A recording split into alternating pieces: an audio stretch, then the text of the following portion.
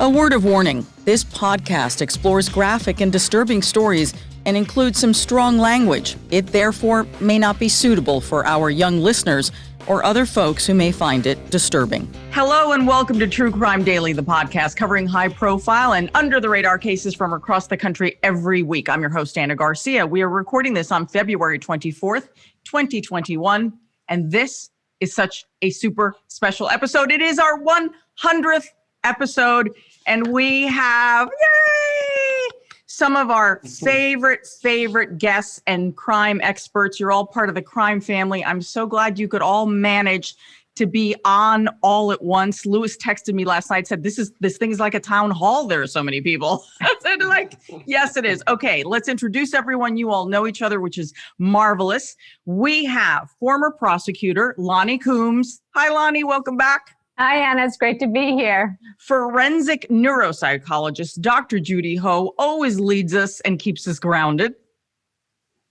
Criminal defense attorney Alison Triessl and former homicide detective Louis Bolaños. Welcome, all of you. I love you all. You're just like magnificent human beings. And what I love is that we have crime completely covered. Defense attorney, detective, former prosecutor, and neuropsychologist. If you guys, that's it, right? That's all you need. And congratulations to you, Anna. What an amazing accomplishment. And thanks for having us here.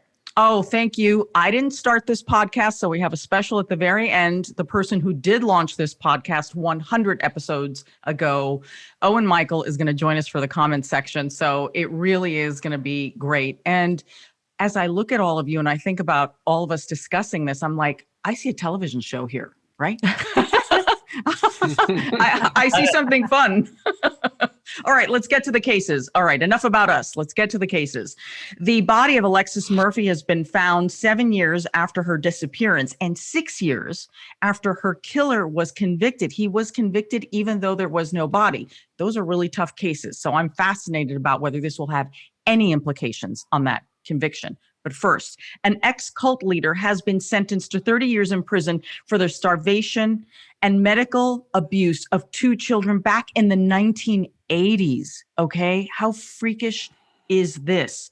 79-year-old Anna Young, also known as Mother Anna. I hate the idea of calling her that if you've ever abused a child. But Mother Anna, as she was known, was charged with second-degree murder in the death of Emin Moses Harper. Moses, as he was called, was between 2 and 3 years old. His mother gave him to the House of Prayer for All People. That was the name of the cult in Florida. It was in Micanopy, Florida.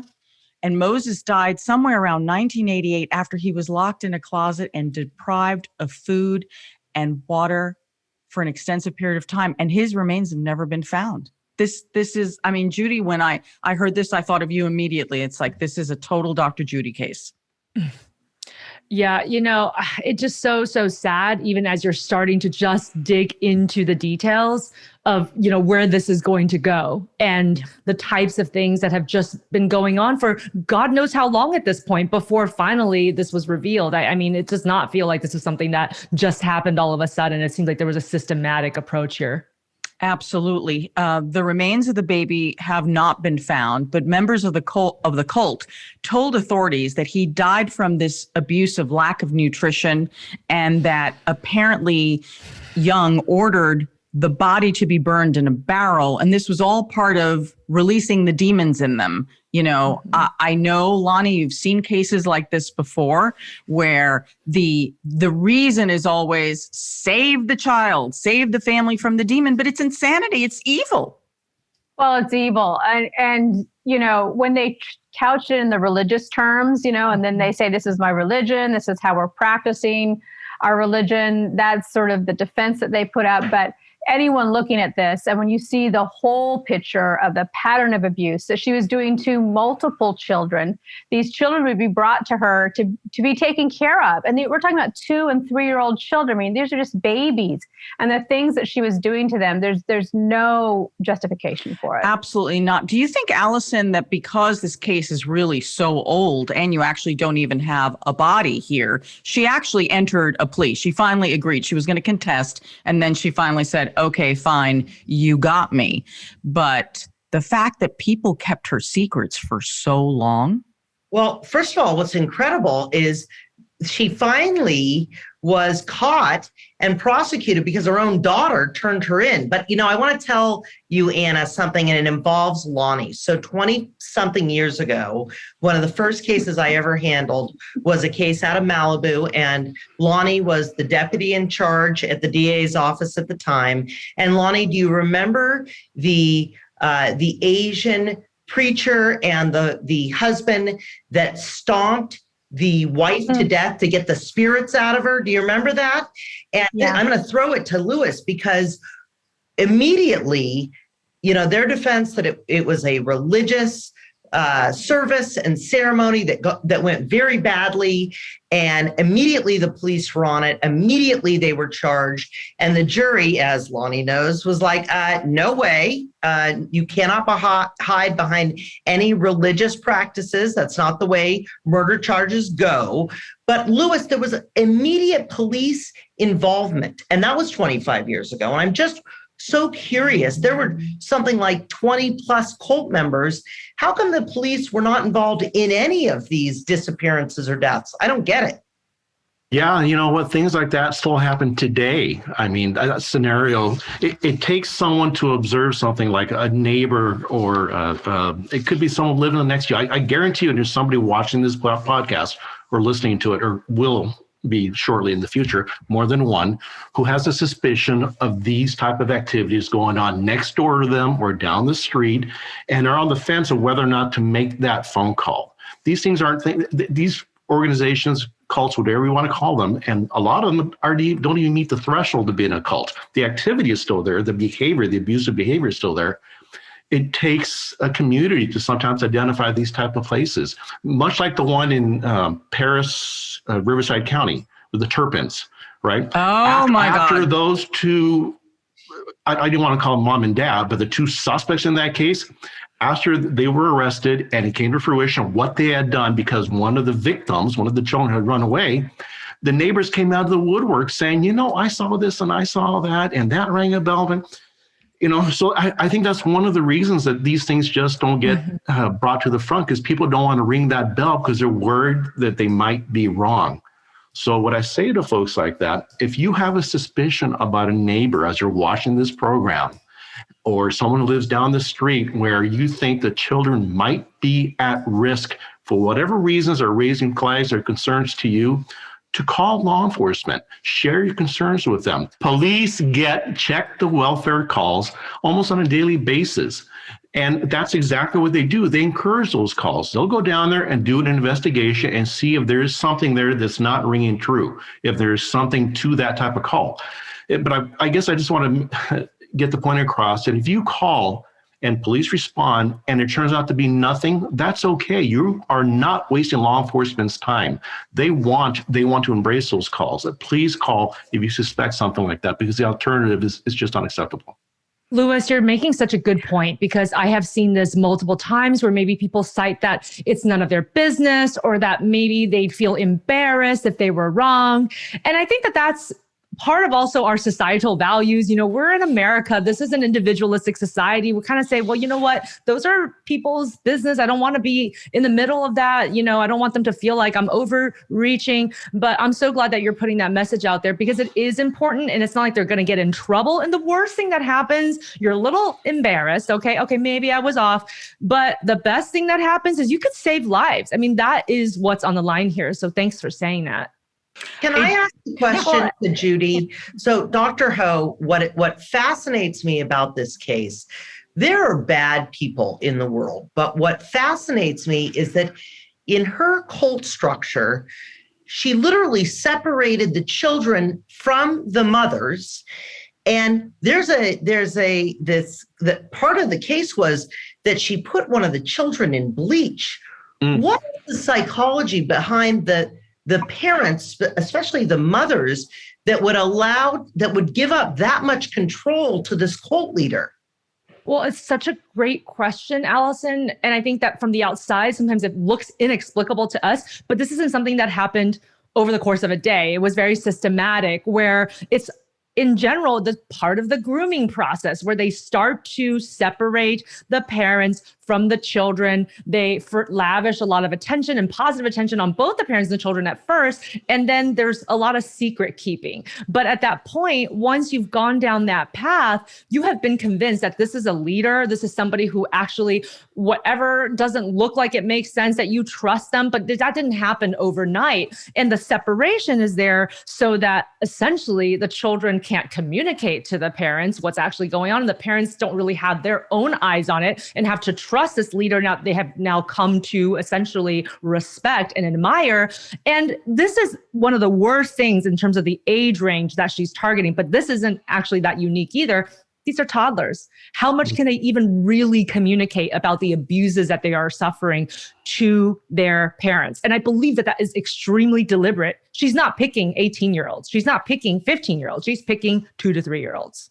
Well, and additionally, I'm sorry, one of the things in the case is that some of these mothers had issues where they were unable to care for their young children and they were struggling themselves. And this woman was running a boarding house as part of the cult in the church.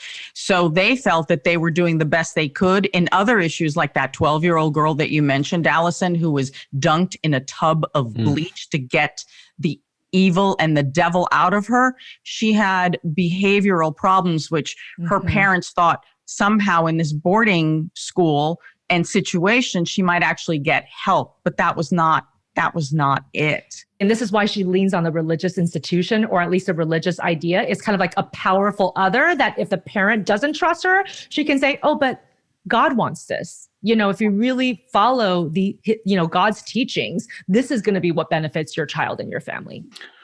And I think the interesting thing, too, about that 12-year-old, that was back in 1992, actually. And that's what shut down the cult, because she was actually charged in that case. And it's probably because the child was old enough to explain to her parents what was going on.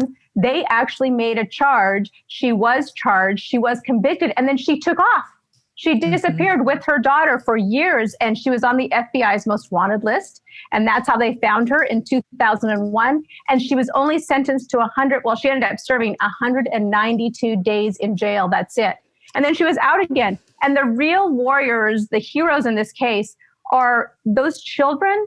They're now coming forward. They're in their 40s and 50s now, and they're coming forward. Their parents may not have come forward, but they're coming forward after dealing with all this childhood trauma, and they're talking to law enforcement. And my guess is that's why she finally ended up pleading no contest, because I think we know some of the evidence, but we don't know all of the statements that have come out from all of these victims who are finally coming forward and saying something has to be done. I think that's what finally brought her down. I think so. In fact, let's get into some of the facts of the case, do a little bit of a deep dive. So Anna Young, who was the cult leader, she was indeed turned in by her daughter. She was arrested in 2016. This is on the latest charges. And her daughter is Joy Fluker. So WCJB TV in Gainesville, Florida, which, by the way, is my very first reporting job. Oh, wow. I know it's off topic, but it's like, what? that was when I first became a reporter. Anyway, they reported that Anna Young was also accused of manslaughter in the 1983 death of 3-year-old Katonia Jackson. Now, she died after being denied medication for seizures that may have been caused by the physical abuse. Now, at first, this is what's bizarre. The mother was initially believed to be responsible for the child's death, right? So here's a mom who at first appeared to be wrongly accused, and thank goodness, because of all the others stepping forward, there will be justice for this baby who died back in 1983. Joy, who is the daughter, told the court that she decided to report her mother after being haunted for decades by what she said she saw at the house of prayer, including the final moments of Moses's life. And what's really interesting is apparently, after Mother Anna reinvented herself, the daughter, who had a child of her own, started freaking out that she was going to do something to her own child, right? And she was like, that's it. I'm turning you in, Mom, which is part of why she made the decision here. I want to reference how this all began, because you all are going to jump in here like crazy because you're so good at what you do.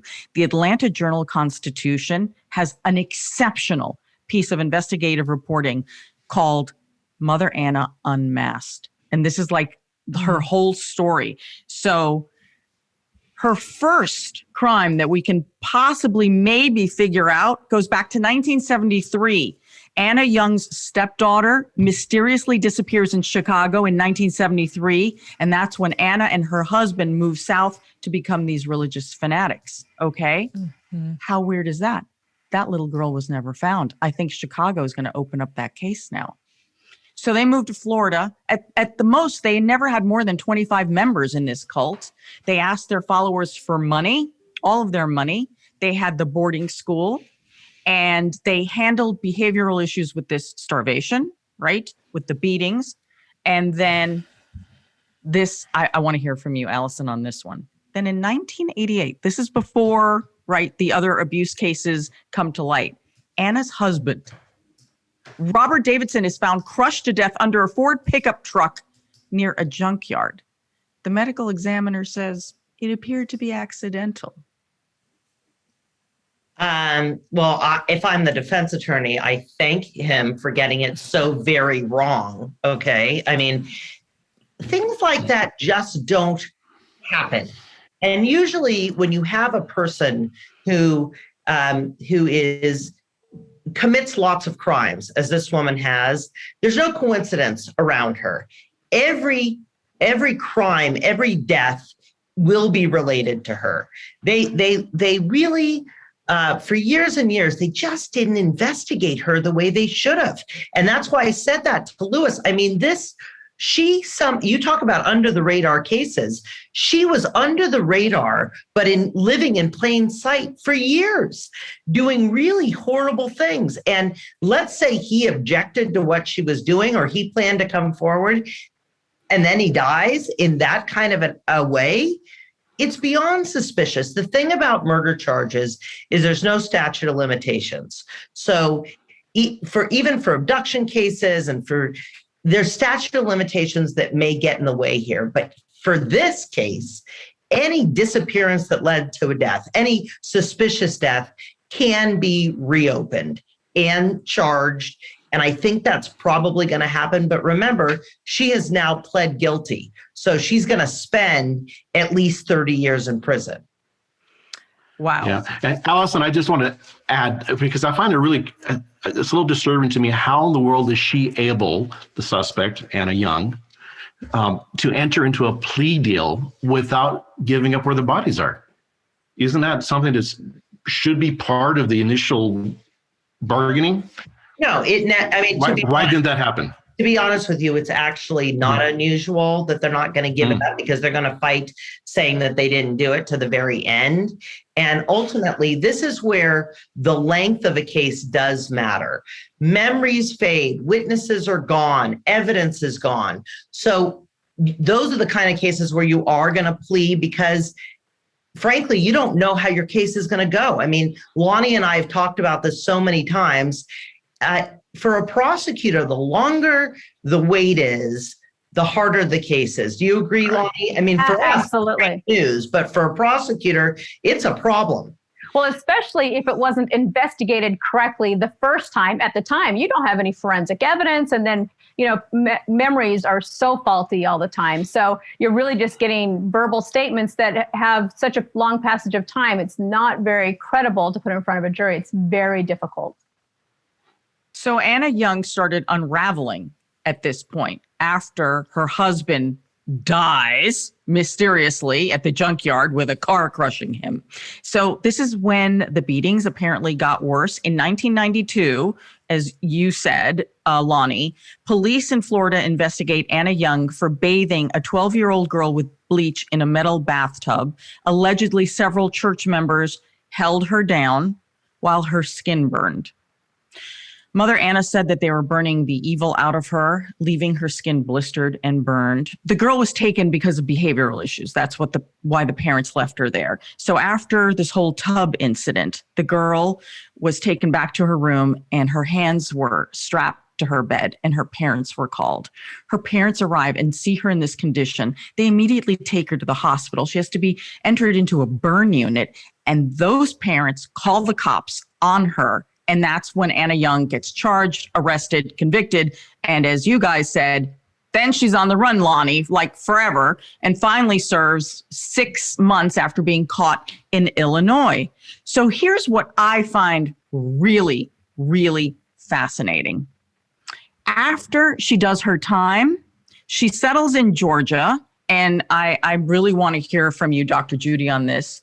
And now she's reinvented herself. Anna Young is a church-going, nice lady who works as a private nurse taking care of elderly people under the radar, where she lived for a very long time. Now, are you going to tell me that she changed her ways? Oh, absolutely not. This is part of her deception. And she reinvented herself and aligned herself with yet another very respectable institution, which is medical care. And that also links to a person who you might attribute other positive traits like empathy, care, thoughtfulness. And this is how she's going to get more people to her corner, to get more people to follow her. All I want is the best for you and your family. I'm a nurse. You should trust me. I mean, think about some of the most trustworthy jobs out there in the world. Nurse, that's definitely one of them. So this was extremely calculated. So adding to the demise of this ex-cult leader, not only was her daughter turning her in, but about the same time, one of her adult victims, this would be the older brother of the little girl who was denied her medication. Oh my God, this to me is so chilling because John Neal, he is a 6'5" Air Force veteran. He's a big guy. He's strong. He's tough. He spots her, the woman who inflicted pain on him and led to his sister's death. He spots her in the frozen food aisle of a Walmart in Marietta, Georgia. He says his heart was racing and he started feeling ill. He goes to the parking lot. He figures out what she's driving. He takes a picture of the license plate, and then he calls police back in Florida, and he says, I know you got a cold case because that was my little sister. I'm telling you, I have found her. I know where she is. And Florida reopens the case as to what happened in that cult. And I'm just amazed because John Neal told the Atlanta Journal-Constitution that Mother Anna beat him mercilessly. She accused him of taking a candy. And he says to this day, he never took the candy. And that because he took it and then whatever, she was not going to hear him. She beat him so badly that this 6'5" man raised his shirt to the reporters and the photographer to show the scars on his back from those beatings when he was a little boy. That, to me, is so chilling. And he got a chance to speak in the courtroom at sentencing in defense of his little sister. And I mean, I know you all have so much to say about this, but Judy, I mean, think about it. Here's this grown man, and he finally gets a chance to let that little boy say what he needs to say. And he says it in a courtroom where he is heard. And respected and believed and supported, hopefully. And the effects of post-traumatic stress disorder can go on for a lifetime. And I can only hope that that experience was healing for him. Every day when he looks at these scars, he must be reminded of what happened to him. And what happens with childhood victims of trauma is that they blame themselves. Children are more self-focused, not in a self-centered way, but they believe that they're the cause of everybody's problems. It's just like when parents get a divorce, children ask, is it my fault? It's like that. And children who grow up with trauma, they feel like it's their fault that these bad things happen to them. And I just can't imagine the kind of burden he had to carry throughout his life, thinking about what happened to him and trying to make sense of it. And perhaps if he had any contact with her or people who knew her, seeing how adored she was by the community. And that, again, just ripping a huge hole in his heart. Like, maybe I was the one who was the messed up one, and this is why it happened to me. And I just can't imagine what he went through. Louis, would you find him very credible at this point? Obviously, the court did find him credible, and so did prosecutors. But I mean, for me, this case, all of it is horrible, the loss of the children. But there's something about him. There's something about him that really tells this story. Yeah, no, I read that interview. I absolutely would find him incredible, and especially the information that Joy Flocker, the daughter, brought forward. I watched that 6-7 minute interview that the daughter did, telling the story, the journey she took from the time she had the argument with her mom that made her change her mind and decide to go forward and report what she knew to law enforcement. And in that journey, she spoke to her siblings, other sisters, other family members who were absolutely non-supportive and did not want her to go forward. And they gave all types of reasons why they justified that. That look how old mom is. You're not going to make any difference in this world. That's a long time ago. We don't support you in this decision. We didn't see that. You saw. I mean, and she still battled through that. I mean, it takes a huge heart and a huge passion for the truth to step forward and make those kind of statements against your own mother, and not just another adult, but imagine neighbors not wanting to report it. Imagine what the daughters felt. So yeah, I find him extremely credible. Those scars aren't just physical, but obviously emotional. It's so sad. Anyone else want to chime in on this one? I do. And here's the thing about victim impact statements. For the most part, when I'm sitting next to a defendant, they may be listening, they may not be, but the judge is listening. And the victim impact statement often occurs right before sentencing. So not only is it therapeutic for the person to be able to address the wrongdoer, to address the defendant, but the judge hears it. And when the judge can put a story and a crime together with an actual person who has lived it and been victimized, especially when it's been a plea, right? If there's not been a trial, so the judge really has never heard directly from this victim. But if there's been a plea and the judge hears it, it resonates with them and they connect this crime with a victim that now has to live with it, and it impacts the sentence every single time.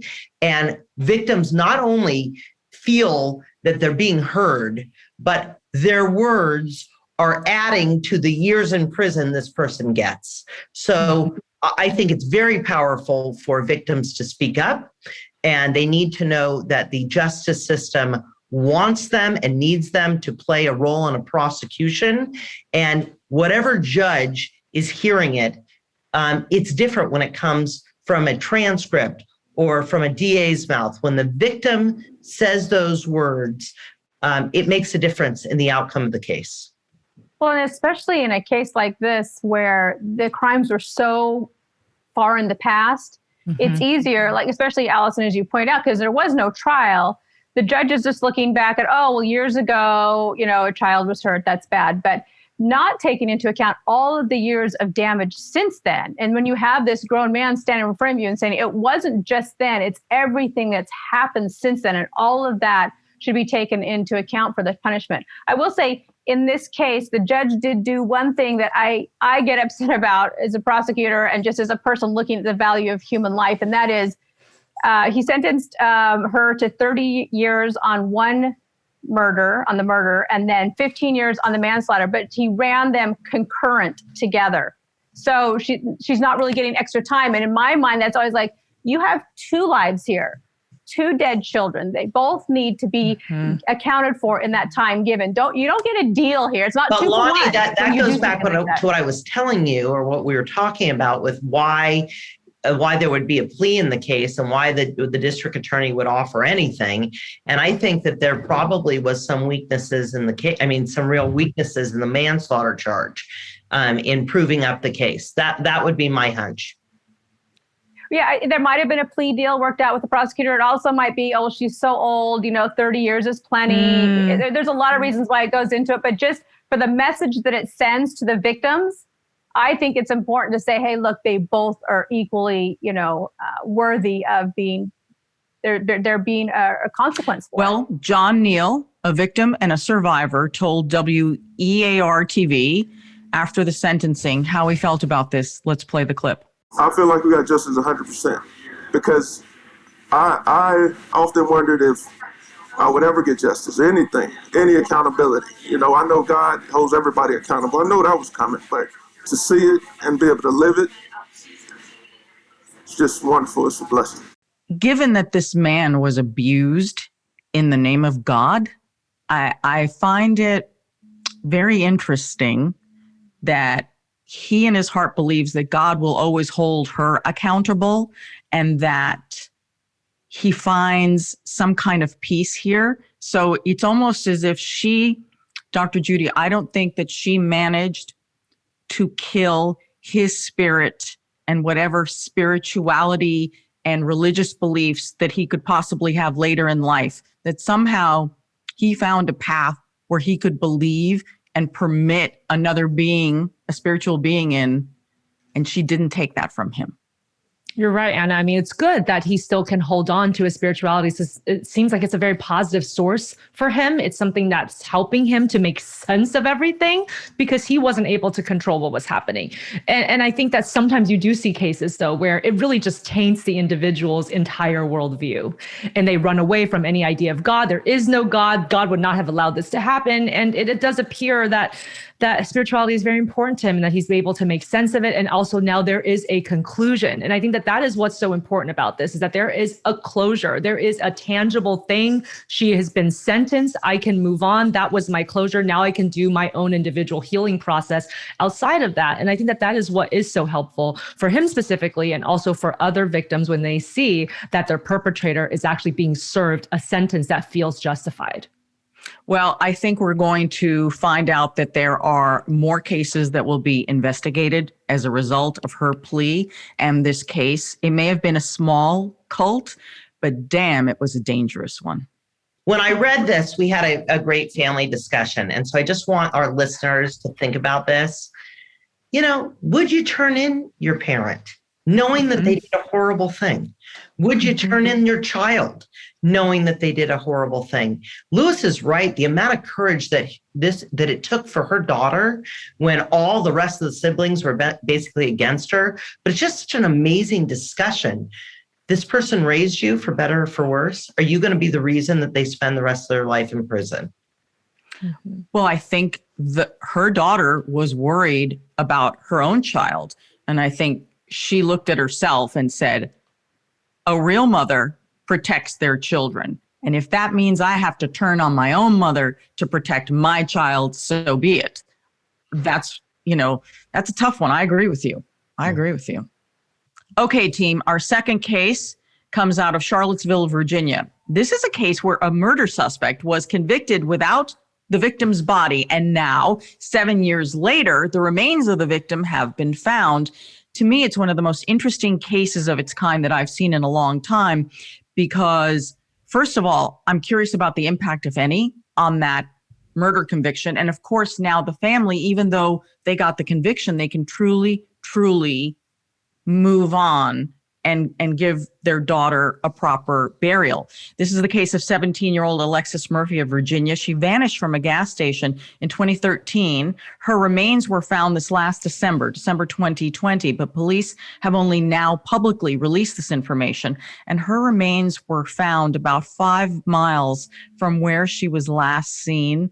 And this is a small community, which for me makes me think, oh my God, for all these years, family and friends have literally been driving by Alexis's remains the entire time. It's like, I don't know. Judy, that makes me think that when the family got the information that we found her, they did the forensic in February. They determined absolutely this is who it is. These are her remains. That must have been really hard. Absolutely. And then people are sort of racking their brains thinking about all the memories that they had in that exact little community and how they could have, essentially not caught that this was hiding in plain sight. But it is one of the things that can happen sometimes with small communities, that is actually the most sensical place to hide, because nobody would actually think about that it's not somewhere, 2-3 hours, into the ether. It's right in their neighborhood. So the Nelson County Sheriff's Office said that they got the positive ID on February 5th. And when they got that information, they wanted the Murphy family to have time to process this, because that's definitely going to take time. And they also wanted them to have a moment to be able to make arrangements for her in private before the media descended on her, because obviously it's a very big case. It was a very prominent case, got a lot of headlines. And at the end of the day, this is a private a private moment. So I do appreciate the fact that they gave them that little bit of time. Let's get into the facts of the case. Alexis vanished on the evening of August 3rd, 2013, after stopping at a Liberty gas station in Livingston. And she was spotted there on surveillance footage. She was headed to Lynchburg. This is what her family told Crime Watch Daily. Crime Watch Daily covered this extensively. She was going to buy hair extensions because she was getting ready for some photographs. Beautiful young woman Alexis was. She was like a maven and just on social media. She had thousands of followers. You know, this is someone who just had a great spirit about her, right? And it was all captured on social media. And she had a midnight curfew and she didn't come home. And we all know as parents that that's like, wow, that's it. That is the scariest moment in life when your child doesn't come home. A few days later, her white Nissan, which was really her dad's car, was found abandoned not far from that gas station where she was last seen. Now, that gas station is considered like a teen hangout, you know, the kind of place everybody goes, gets a Slurpee, whatever, you know, and hangs out. People at the gas station remember seeing Alexis talking to an older white man with a tattoo on his neck, a tattoo of Daffy Duck. Security cameras capture the man holding the door for Alexis as she's walking in and out. And then they see him kind of following her as far as, you know, their interactions inside and out. Surveillance footage also showed Alexis's white car leaving the parking lot and the man's very unique camouflaged SUV. And they were heading away from Lynchburg, where she was supposedly headed. And police say that Alexis's phone was pinging at a location of an abandoned property. Here's what the prosecutor, Anthony Martin, told Crime Watch Daily about how they zeroed in on the suspect. And we determined that her cell phone was located in an area about maybe 1 mile north of that gas station. And when FBI agents and Virginia State Police swarmed the area of the cell phone's location, it was abandoned property. It was an old house right beside Route 29, right along the main highway. Of course, since it was in the summertime, there's so much vegetation, you know, 5 feet away from the road, you're in the shadows. and parked within the overgrown brush. A very conspicuous camouflage Suburban that was pulled also into that area. Quickly, detectives are greeted by a familiar face. He had a very large tattoo on his neck of Daffy Duck. Investigators believe he's the same man on the surveillance tape at the gas station who held the door for Alexis. He met them at the beginning of the property, and he certainly didn't say anything directly, you know, that would implicate him. But the creepy factor is about to go off the charts when seasoned detectives approach his camper. He had a video camera on top of his camper pointing out to the driveway. And just his general demeanor, he was normal at first. He's the kind of person that makes the hair on your neck stand up, I guess is the best way I can put it. The man identifies himself as Randy Taylor. So it's at that location where they found the man with the tattoo on his neck, identified as Randy Taylor, who lived in that camper on that property. Police say that Randy Taylor gave them permission to enter the camper, and that's when they spot a torn fingernail, like a little diamond stud, and they took it and started testing it for DNA, and it came back as Alexis's DNA, but there's a lot more than that, obviously. Guys, what do you think? I'm enthralled with how they found the cell phone, because I think it's some pretty darn good investigative work, not just the pinging, which is what you usually do, but someone had the bright idea to go and retrieve a canine from the local correctional facility where they specialize in finding cell phones within the prison system itself. When you work around dogs like that are specialized in a certain sense, it's phenomenal what they can do. And my understanding is that's how they would actually find the actual phone, is by using one of those dogs, which led them to the trailer. So excellent work. And I'm also wondering why, when they were allowed to come into the trailer, the initial investigators, and speak with the suspect with a duck on his neck, thank goodness, and they found jewelry, the ring, they found a hair strand, and they found a fingernail that appeared to be ripped off, all consistent with the victim. I'm sure they have a reason for this, but I really want to know why they didn't freeze the scene at that point and obtain a search warrant. I'm shocked that they didn't, because from what I read, they came back at a later time. And thank God this clown, Mr. Taylor, wasn't the sharpest knife in the drawer, that he didn't work harder to hide the evidence. In fact, he probably felt he was in free and clear. The DA convinced them. But I mean, that not just searching the trailer, but that entire property should have been saturated with law enforcement. Hopefully they had a good reason for doing it. I have to jump in, and I'm so happy that you said that, Louis, because I was actually going to ask you. In my mind, the minute that they have the cell phone, okay, they have the cell phone, they have the description of the camper, which is sort of unique, or the with the camo siding. They have the description matching with, this tattoo. Don't they have enough to detain him then? How are they not securing a warrant? Because if you're saying, well, he gave me permission to go in, you're always going to run the risk that he says, no, I never gave them permission. How do you not secure the area, obtain a search warrant, go in like gangbusters? It was sort of like a strange thing that they'd have to argue that it was in plain sight, that this earring that is somehow lodged in the carpet, they immediately see it. They've got the fingernail, they've got the hair extension. And thankfully, this guy is so lazy or so arrogant that when they finally come back, they find the bloody shirt. But if I'm him, because that would have been gone real quick if it's a smarter criminal. And I still to this day, and then Loni, we're going to get into whether you'd prosecute someone with no body, which I know you would. But to this day, I don't understand how they didn't immediately detain him. They had the probable cause to do it, and they didn't get a search warrant. Shocking. That's bad policing. Sorry. Loni, what do you think? Well, I agree. That's the way it should have been done. It was just a huge fluke, and the risk they took doing it the way they did for all of the evidence to be wiped out at that point. Like Alison said, anyone else probably would have gotten rid of it. And then they ended up finding a lot more evidence in this, in the second search that really helped the case. So thank heavens he didn't move anything. Yeah, the second search was amazing. When they came back with a search warrant, they find underneath the sofa, right? Stuffed underneath the sofa, this blue bloodstained t-shirt. The guy, Taylor, was wearing the blue shirt just like that in the surveillance video.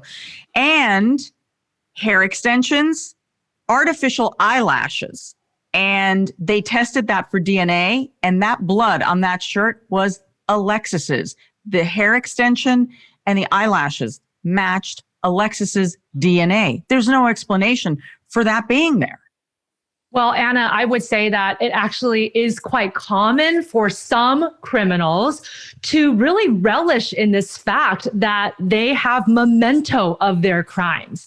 And the mementos reminds them of what they did. It makes them feel powerful. It creates an object for fantasies, future fantasies about exactly what they did. There's a certain high that they actually receive from doing these horrible things. And you can see it in the brain images of some of these criminals that essentially gives them stimulation. It's like a reward system. It's like pinging the way that somebody's brain might ping when they win something at a casino. And so this is not at all surprising to me that he would actually be hoarding these items for later consumption. And at the same time, some criminals just think that they're way too smart and that they can outsmart everybody. And it's also part of this game and this ruse that they're playing. Oh, let's see if the police can still tie me to this, even though I have all of this evidence around. So, I mean, it's stupid. But in this case, I'm really happy that he was so stupid. Yes, what's amazing is part of that search warrant getting to the memento part here and his brain. So they found this book of pornographic photos of women, and he had taken other pictures of other women and taped them on top of the bodies of these women. And at least one of those women whose picture was taped on was the daughter of a coworker of his. Okay. And the people who worked at the video rental place or whatever, or the porn shop, they recognized him as a regular. So, I guess one of the theories was, and he had visited the shop right before Alexis's disappearance, was there Was something building up in him? Was this like the beginnings of getting ready for an attack? Alison, you're go. I'm going to tell you something. If I'm the attorney, that stuff stays out. That is totally irrelevant. A lot of people go to porn shops. But I am going to say this, and this is where I want to get into it with Loni. Loni is going to prosecute this case, okay? Because in my mind, because without a body, because that kind of the blood matching hers, her eyelashes, her extensions, the earring, okay? You're going to put that in front of a jury and say, we all know the logical conclusion, okay? I'm going to say, as every defense attorney is going to say, guys, how can you convict someone? That person may walk through the door right now. We don't know that they're dead. How can you condemn someone to spend the rest of their life in prison or get the death penalty when we don't even know there's been a murder? And you know what, Anna? I'm going to lose on this case. I'm going to lose, and Loni knows it, because every juror is going to sit there and say, wait, he should be rewarded for hiding a body so well that no one can find it. Am I wrong, Loni? No, and here's the thing. No body cases are difficult just for that reason, because besides having to prove the actual murder part of it, you first have to prove that this person is actually dead, which if you have a body, you don't have to worry about that. And it does open up this whole line of argument for the defense to say, this person could have just run away. This person could have met somebody on the internet, blah, blah, blah. And that kind of gets you into a little bit of the victim's life. But here in this case, you have a young girl. She's getting ready to take her senior pictures in a few days. That's why she's going to get the extensions. And she's very active in school. She's just about to start her senior year. She's the co-captain of the volleyball team. She plays basketball. She wants to play volleyball in college. I mean, she has got her life in order. She's got plans. She has friends. She has a big family. She's very active on social media. And then all of that just goes dark. No more on social media, the phone activity, no calls to her family, which is very common. She's always staying in touch with them. So there's a lot of evidence in this case that there is something unusual, that she's not alive, because everything just literally stopped. And then the other thing you have to have is you have to have a pretty strong case for the actual murder and the killing and linking this person to it. And all of this forensic evidence that you have that was found in this guy's camper, you know, the eyelashes and the torn fingernail, and the hair extensions, shows a really strong struggle went on. This was not just a quick little whatever. There was a lot of struggle going on, and she was very athletic. And her grand aunt was interviewed, and she said her mother said that they had actually talked about, what will you do if someone attacks you or something like this happens? And she said, I will fight. And that's exactly what happened in there. You can tell that she fought for her life. And so it's a strong case. And yes, you're going to win that Anna, case, because Anna, that was her summation. Okay, that was her closing statement. It was a good one. That's when I pack up my bag and I go, well, that's what happened. He's convicted. And it's interesting because Randy Taylor was first arrested just on abduction charges, right? Because the prosecutor in Virginia, he said, we just don't do no body murder cases. It's very rare. So he needed time to figure this out. Also, they were waiting on the DNA to come back. And that's when he said, that's it. I'm going to go for it. And then he charged him then with the murder case. And then in 2014, a jury convicted him of Alexis's murder, and he was given 2 life sentences. Okay. So my question now to you is, all right, is there any chance that the finding of Alex's remains could in any way change this conviction? No. No. I mean, if he was wrongly accused, right? If he was wrongly accused and something comes up where the DNA doesn't match or something like that, but I want you to go back. He's given 2 life sentences. Before he's sentenced, he says, you know what? I'm going to confess. Give me 20 years and I'll tell you where the bodies are. At that point, her family, the prosecutor meets with her family, and I sort of love this. They say, of course we want to know. Of course we want to know where that body is. Of course we do. Selfishly, we need to know as a family. But more importantly, we need to make sure that he spends the rest of his life in prison so he doesn't do this to anybody else. Because the minute he gets out, he's doing it again. So they actually went to what is the public good here? And for the protection of the public, they forewent the idea of having a final resting place for their precious child so that this guy would stay behind bars forever. And I think that's a huge statement about that family, right? Because so many families would do anything to be able to know where their loved one was. And they said even after this, because there was no body, they still have this idea in their head that maybe she's still out there. And on anniversaries after the conviction, they would still get together and put up missing posters and phone numbers to call if you saw her. I mean, they still were living in that limbo, which they could have resolved if they had, agreed to give this guy a deal of 20 years. But the fact that they were looking at other potential victims out there, other families in their situation, and put their potential pain before theirs, I thought was so altruistic of them. Yeah. Amazing. And family. I think it's a different type of closure that the family got to have. It's almost in service of even a greater purpose, so that her horrible tragedy gets to have some greater meaning. And it is a different type of coping, but it is a very selfless kind of coping.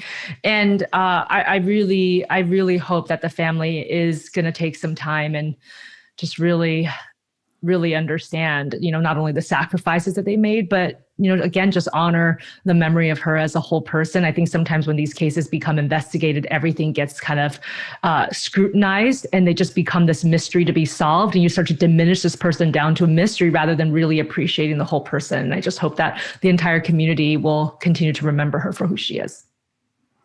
Yeah, I like the fact that Mr. Taylor's offer to point to the body really just solidified to anyone that had doubt whether he was guilty or not. Yes, Done deal. absolutely. Great point. Yes, absolutely. Absolutely. Well, she's back home with her family, and they've been able to give her a proper burial now. I took a look at Sheriff of Nelson County's last interview he gave to the media about a week ago, discussing how the body was located. Well, he really didn't say how it was located, but he was peppered for about 20 minutes. How was the body found? Where was it? And he worked really, really hard to make sure that he did not divulge that information. And he put it on the fact that they're trying to respect the family, and they've closed that aspect, that lane, that she has been found. The family is closing this chapter. But he left it wide open because there was another serial murderer in that area. And there was connection potentially to that same property where it may involve other homicides. We don't know that yet. He left that wide open. So in order to process a scene like that, when you're recovering skeletal remains, you have to bring in a forensic anthropologist. And if you've ever seen those in progress at a homicide scene where you found a body has been missing for a long period of time, it's entailed. It takes a lot of time.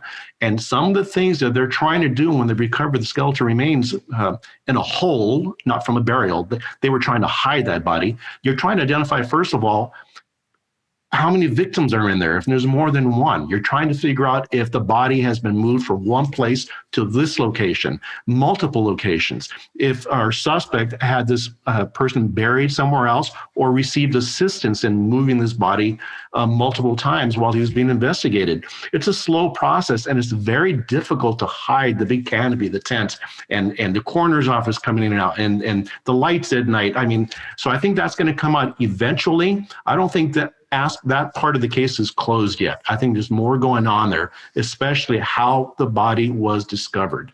How did they get that information? I think it's a big factor here that will be answered at some point. Louis, can I also add, by the way, one of the reasons they may not be disclosing, and you know this, is if that body is right near that trailer, there's gonna be a lot of questions and a lot of scrutiny over how did you not find her all these years? Right. Yeah. A good question to ask. Absolutely. More than reasonable. Yes. Thank you, Alison. Now it's time for our comment section. These are the crimes you all are talking about, and we have a special guest on this 100th episode. We welcome back Owen Michael. Owen launched True Crime Daily, the podcast. 100, yes, applause. Yay! Hello, all. Thank you. Hi, Owen. Good to be see here. you. Hello. My Nice God. to see you. Congratulations Owen, you did on the 100th episode, Anna. Thank you for taking us there. Oh my God. Owen, you started this whole thing with Billy Jensen. You guys did the first episode ever. I'm just curious, like, how have you seen the progression and how it, because you still work with us. You're part of the team. You Right. get this, you manage everything. You are the wizard behind the curtain getting everything done. Well, So- I am thankfully I'm a better writer than I am a camera person in front of the camera. So I think this has worked out quite a bit better with the quality of the host and of course the guests and everyone else. And over this crazy year that we've had, I've enjoyed kind of peeking into people's living rooms and checking everything out. Of course, I'm keeping the brand here for the True Crime Daily just because my place is not quite as fancy and I'm down with the brand, of course. But it's been a good year, and I can't believe we're at 100 episodes. Yeah, you were responsible for about half of all those episodes. I'm curious, on that first day that you said, okay, we're going to do a podcast, you and Billy Jensen, like, did you have a format? Did you know what you were going to do? You know what I mean? Yeah, well, so I sort of came up with the structure. Billy was more of he was much more of the podcast guy. He's been on other podcasts in the past and knew kind of the how the rhythms of it and that kind of thing. Whereas I was kind of came up with the structure and the skeleton of the thing. The first day I remember doing it though, I think we didn't even record it on camera and we were just sort of in a darkened recording booth. And I thought, oh, this is kind of cool. Like I could do radio. I have a face for radio. But then once we kind of went into the camera kind of thing, it was a whole different entity. And I'm glad it got handed off nicely. Oh, well, you're still part of the team. We're so glad you're here. And so that's why you're going to do the comment section. Take it away, Owen. Well, we have some work-related stuff this week because everybody's dealing with work-related issues, of course. But at least you're not this guy. A man was found by police officers in Arizona with his hands bound behind his back with a belt and a bandana stuffed in his mouth, kind of in the middle of the desert, outside of Phoenix. The man told police he had been abducted and assaulted. He said he was kidnapped by two masked men who hit him in his head, knocked him unconscious, according to Coolidge Police in Arizona. Brandon Sewells, 19, also told cops that he was kidnapped because of a large amount of money his father had hidden around town. Sewells told cops he was driven around in a vehicle before he was dumped in the area where he was found by the officers. Detectives investigated and determined Sewells made up the story, quote, as an excuse to get out of work. Oh my Sewells God. he was arrested and charged with filing a false police report, and he was then fired from his job at the tire store. So Robin S. says, if you have to pretend to be kidnapped for a day off, it's time to get a different job. I agree. John M. says, just think if he was that committed to his job, that's a good point. All that energy towards work would have been the employee of the month. And then Chelsea S. says, I mean, it worked. Success. Out of a job and a police record now. So, but he's making national news, so maybe he'll get a gig on some national TV show. Or, well, not here. podcast. No, Yes. not here at True Crime Daily. I have a question though, you guys, because I saw the photo and we're going to put it up for everybody where you see him kind of in the dirt and you see his hands behind his back and the gag in his mouth. I mean, I'm just curious, would cops have thought right away that he did this himself? Or would they have thought, wait a minute, this sounds really fishy. And what a stupid plan. I was a 19-year-old, never do well at the time, and I would just think that this guy probably was sending out all sorts of warning signals to cops who probably determined this guy is full of it. Like you said, the photo, he's all dusty and he's kind of looks a little beat up, but I'm pretty sure sharp-eyed officers could they didn't need a whole lot of investigating to figure this one out. I know. I want more details. Like, does he have an accomplice? Did he try to tie himself up? And if so, how good was the binding? I mean, I just have so many questions. But obviously, this person has enough of a sense to put some crazy plan like this together. So you just have to wonder, what was his job and what was he doing there? And what was his day-to-day task? I just wonder if he had applied this level of, slight ingenuity to his work, where he'd be by now. No, he worked at a tire store, right? And he drove around collecting parts during the day. Yeah, I mean, I don't understand why you don't just do it always worked for me, calling in I'm a little too ill today, I can't come in. I mean, the best reason we all have right now is COVID. Just tell people you might have COVID and don't go to work. That's true. Right, they can't fire you for that. Yeah, he wanted special attention and he got it. It's not the first time we've seen somebody fake being a victim. And fake being kidnapped or fake being tied up. It happens more than you would think. I just hope in this case, he understands specifically. He's a young man. He can still be tuned up a little bit. The amount of money and hours that goes into investigating a crime and an allegation like that. And I hope he's responsible to some degree. Can I just say, as a criminal defense attorney, I will represent most people. This guy just may be too dumb for me to represent him. Sorry. In his defense, as another commenter said, at 19, your prefrontal cortex is not quite developed. So, lots of 19-year-old men make very, very poor decisions, have poor decision-making skills. I can attest to that personally. So, Brendan, good luck on your next job, I guess. Yep. Well, everyone, that is our 100th episode. I'm so glad that you are all here. You're all special. You're all part of the team. It's been such a pleasure to work with all of you. And some people may not know that some of us have worked together, like obviously Loni and Alison have, but Owen and I worked together at Crime Watch Daily for years. That's how I met Lewis. Mm-hmm. Alison, I knew way before. I met Judy here on the podcast, and Loni and I have known each other also previously. So it's just wonderful to have all those worlds and paths just kind of come together. It's been a pleasure. Now, where can people follow all of you? Alison, if they need a defense attorney, even if they are stupid, where can they find you? Also, no, and really, I will represent, that's what I do. My law practice is Alison Triessl in Sherman Oaks. I'm the legal expert at KTLA, and I'm the legal expert at Access Hollywood. Okay, Lewis, who spends most of your free time rescuing people and helping them. You do so much work. You have a private investigation firm. You do an amazing amount of pro bono work as well. Where can people find you, Lewis? Thanks, Anna. You can find us, my entire social media footprint, at getbitinvestigations.com. So I just want to add, it's a pleasure watching all of you work. It's an incredible podcast, and I think that as a whole, you guys are all participating in making a positive difference in true crime, and that's not easy to do, so thank you.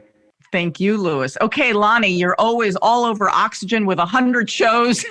Where can people find you, and what's your next project? I'm on social media and Instagram, Twitter, Facebook under Loni Coombs. And also you can see my true crime shows on oxygen.com.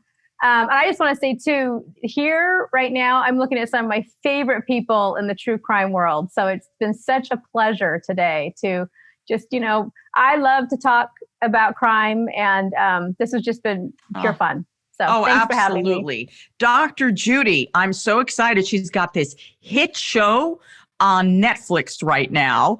And I know you've got a new true crime podcast coming out. Judy, where can people find you, and what are your projects?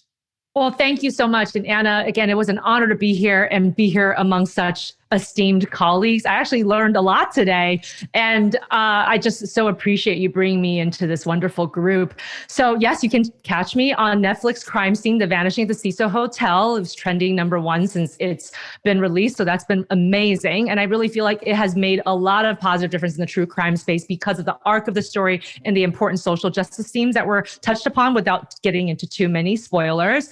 You can find me on Instagram at Dr. Judy Ho. I also have a Twitter at Dr. Judy Ho and a Facebook page. My website, is drjudyho.com. And I am releasing a limited series on my podcast where I delve into some of the true crime themes. And right now I'm releasing this special edition series based on the Netflix true crime show that I was just a part of. And I'm going to be talking to the director next week, Joe Bollinger, and I'm just really, really excited. So thank you so much for shouting that out, Anna. Appreciate you. Oh, absolutely. And for those of you who don't follow Dr. Judy, you really should follow her on Instagram, because every day she has either an affirmation or a list of things that you can do to either make your day better, be more positive, find your way out of a dark space. I tell you, she does it in the most creative ways. And Judy, you know, I follow your advice, and I'll, you know, like on Valentine's Day, Dr. Judy said, I want you to text 5 people right now and tell them that you're thankful for them and you appreciate them. She also said, I'd love it better if you called them, but I'll settle for a text.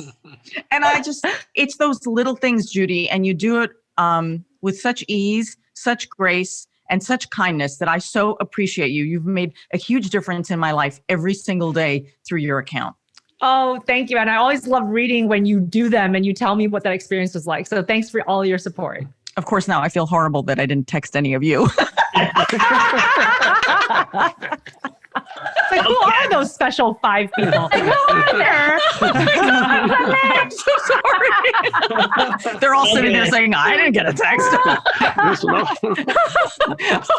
All right. And Owen, where can people find you? They can find me on truecrimedaily.com. Of course, I'd encourage you to check out our site. And of course, on social, we're on, you can look us up on Twitter, Instagram, and Facebook for all of our good content. Look up True Crime Daily. And I'm Owen J. Michael on Twitter, but it's not particularly crime related. It's random musings of an obscure Los Angeles resident. So I'd encourage everybody to check us out on truecrimedaily.com. Absolutely. And I want to take the time to thank all of our subscribers, listeners, and viewers around the country and around the world. I love how interactive you are with me on social media and on YouTube.